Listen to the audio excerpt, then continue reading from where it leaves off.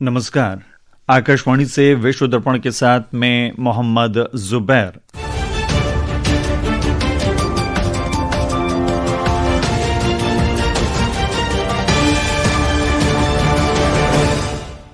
मुख्य समाचार।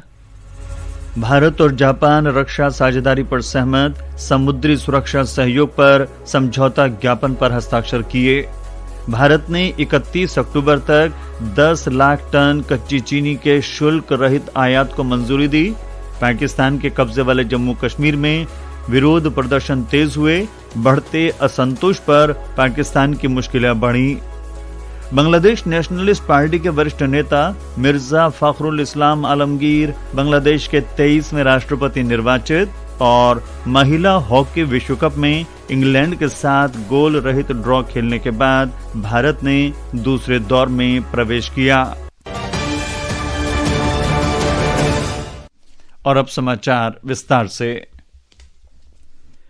भारत और जापान के बीच रक्षा मंत्रियों की बैठक आज नई दिल्ली में हुई। रक्षा मंत्री राजनाथ सिंह और जापान के रक्षा मंत्री शिनजिरो कोइजुमी ने बैठक की सह अध्यक्षता की। बैठक में समुद्री सुरक्षा को मजबूत करने, मेक इन इंडिया के तहत रक्षा प्रौद्योगिकी को बढ़ावा देने और रणनीतिक विश्वास बढ़ाने पर चर्चा हुई। दोनों मंत्रियों ने समुद्री सुरक्षा सहयोग पर एक समझौता ज्ञापन पर हस्ताक्षर किए। रक्षा मंत्री राजनाथ सिंह ने श्री कोइजुमी और उनके प्रतिनिधिमंडल का भारत में स्वागत किया।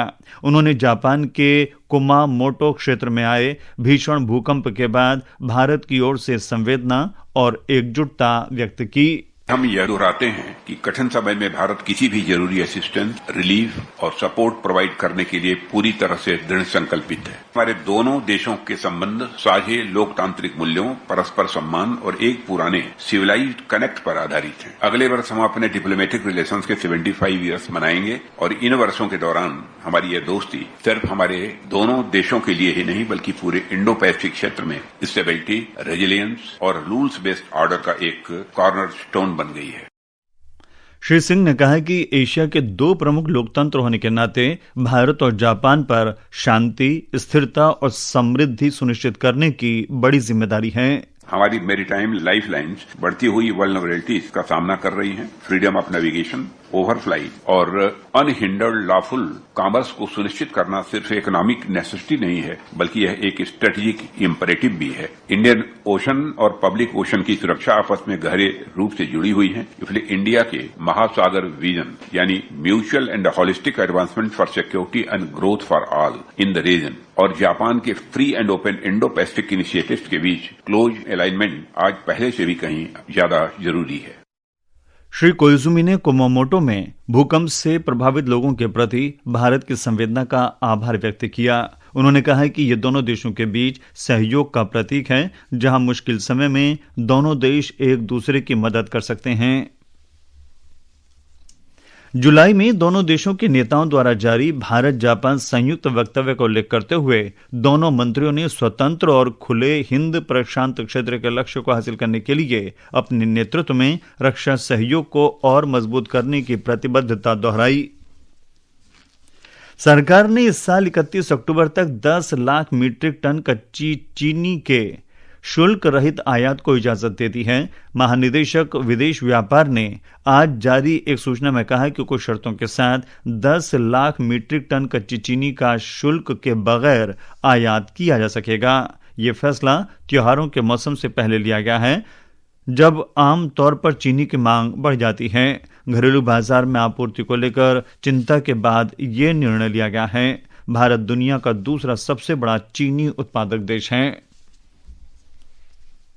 भारत और नेपाल के बीच सीमा प्रबंधन पर चौथी संयुक्त कार्य समूह की बैठक आज उत्तराखंड के देहरादून में शुरू हुई। 2 दिन की इस उच्च स्तरीय बैठक में सीमा सुरक्षा और बुनियादी ढांचे को मजबूत करने तथा आपसी हित के अन्य मुद्दों पर ध्यान दिया जा रहा है।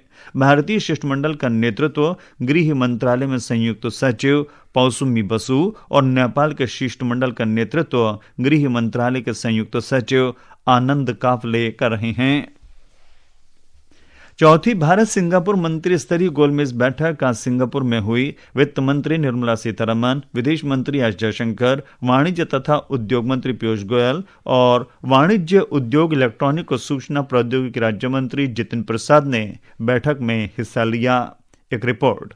बैठक में डिजिटल तकनीक, डिजिटल पब्लिक इंफ्रास्ट्रक्चर, सेमीकंडक्टर आपूर्ति श्रृंखला, आर्टिफिशियल इंटेलिजेंस के संचालन और साइबर सुरक्षा जैसे रणनीतिक और उभरते क्षेत्रों में द्विपक्षीय सहयोग को और मजबूत करने पर चर्चा की गई। वाणिज्य और उद्योग मंत्री पीयूष गोयल ने सोशल मीडिया पोस्ट में कहा कि बैठक में उन्नत विनिर्माण, फिनटेक, डिजिटलीकरण, स्वास्थ्य और सतत विकास के क्षेत्रों में व्यापक रणनीतिक साझेदारी को और मजबूत करने पर बल दिया गया। डिजिटल कौशल विकास में सहयोग को नई गति देने पर भी चर्चा हुई। भारत सिंगापुर मंत्री स्तरीय गोलमेज बैठक दोनों देशों के बीच नए और उभरते क्षेत्रों में सहयोग बढ़ाने का एक महत्वपूर्ण मंच है। इसकी पहली बैठक सितंबर 2022 में नई दिल्ली में हुई थी, दूसरी बैठक अगस्त 2024 में सिंगापुर में और तीसरी बैठक अगस्त 2025 में नई दिल्ली में हुई थी। समाचार कक्ष से प्रियंका अरोड़ा। भारतीय चिकित्सा यात्रा प्रतिनिधिमंडल ने भूटान का दौरा विशेष स्वास्थ्य सेवाओं और क्षमता निर्माण में सहयोग बढ़ाने के लिए किया है। Federation of Indian chambers of commerce and industry यानी फिक्की द्वारा समन्वित इस 2 दिवसीय दौरे में दोनों देशों के बीच चिकित्सा साझेदारी और स्वास्थ्य क्षेत्र में आपसी विकास पर चर्चा की गई। समूह ने थिम्पू में वरिष्ठ सरकारी अधिकारियों, स्वास्थ्य संस्थानों और यात्रा क्षेत्र के प्रतिनिधियों से बातचीत की। इस दौरे का संचालन भूटान स्थित भारतीय दूतावास ने किया। पिछले महीने विदेश सचिव विक्रम मिस्री ने भूटान की राजधानी थिम्पू में भूटानी प्रधानमंत्री दाशो शेरिंग तोब्गे से मुलाकात की और विभिन्न क्षेत्रों में भारत भूटान सहयोग पर चर्चा की। पाकिस्तान के कब्जे वाले जम्मू और कश्मीर में विरोध प्रदर्शन तेज हो गए हैं। बढ़ते हुए असंतोष पर पाकिस्तान की मुश्किलें बढ़ रही हैं। पाकिस्तान का ये दावा झूठा साबित हो रहा है।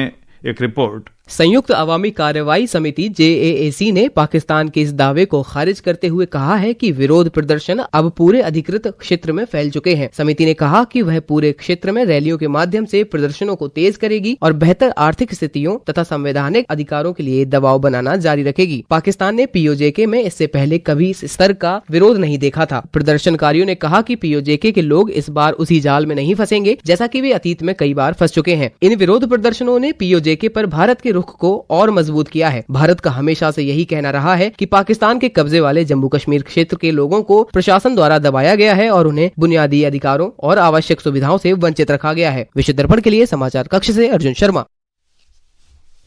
बांग्लादेश नेशनलिस्ट पार्टी BNP के वरिष्ठ नेता मिर्जा फखरुल इस्लाम आलमगीर आज बांग्लादेश के 23वें राष्ट्रपति निर्वाचित हुए।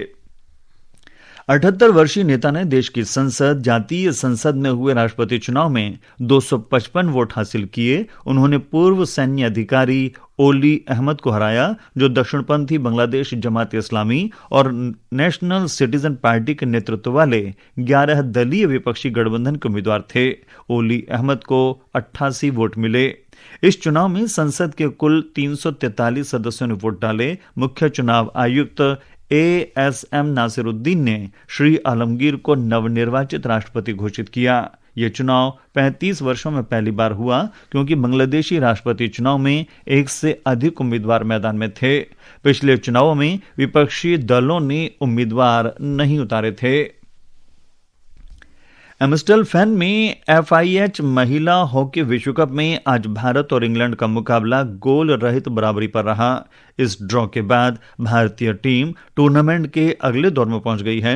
ग्रुप डी में भारत ने दक्षिण अफ्रीका को हराया, जबकि चीन और इंग्लैंड के साथ 2 मुकाबले ड्रॉ रहे। ग्रुप में चीन 7 अंकों के साथ शीर्ष पर रहा, जबकि भारत 5 अंक लेकर दूसरे स्थान पर रहा। अंत में मुख्य समाचार एक बार फिर। भारत और जापान रक्षा साझेदारी पर सहमत, समुद्री सुरक्षा सहयोग पर समझौता ज्ञापन पर हस्ताक्षर किए। भारत ने 31 अक्टूबर तक 10 लाख टन कच्ची चीनी के शुल्क रहित आयात को मंजूरी दी। पाकिस्तान के कब्जे वाले जम्मू और कश्मीर में विरोध प्रदर्शन तेज हुए। बढ़ते असंतोष पर पाकिस्तान की मुश्किलें बढ़ी। बांग्लादेश नेशनलिस्ट पार्टी के वरिष्ठ नेता मिर्जा फखरुल इस्लाम आलमगीर बांग्लादेश के 23वें राष्ट्रपति निर्वाचित और महिला हॉकी विश्व कप में इंग्लैंड के साथ गोल रहित ड्रॉ खेलने के बाद भारत ने दूसरे दौर में प्रवेश किया। इसके साथ ही विश्व दर्पण का ये अंक समाप्त हुआ। नमस्कार।